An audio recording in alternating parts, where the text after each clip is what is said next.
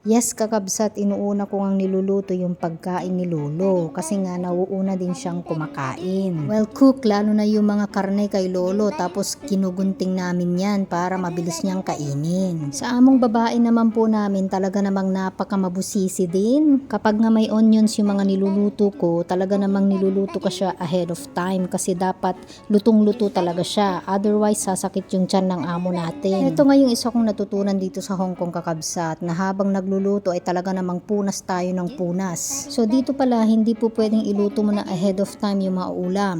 Kailangan tawagan ko muna si amo, tas tatanungin ko kung anong oras pa talaga siya bababa at kakain. Kapag sanay ka na kasi talaga sa lutuan, alam mo na yan kung ilang minutes mo iluluto ang bawat recipe, di ba? Ako talaga, kakabsat, sanay na ako na dapat habang ako ay nagluluto ay napakalinis ng aking kusina. Walang masyadong nagagamit ng mga kubyertos or whatever na hindi naman talaga kailangan. So ayan, tapos na rin si Lolo. So si ma'am andyan na, pababa na. Sasalang na natin tong gulay natin. Mga 3 minutes lang naman, luto na to. Luto na rin halos yung ating pork chop. So eto, maghahanda na tayo kasi halos nandyan na siya. So nakaupo na si amo sa dining table. So isa-serve na natin ito. Dapat talagang mainit na mainit ito. Yung tipo bang galing lang talaga sa pot tsaka mga pans. Huli yung pagkuha natin ng rice para mainit-init pa. Tapos isa-serve na agad.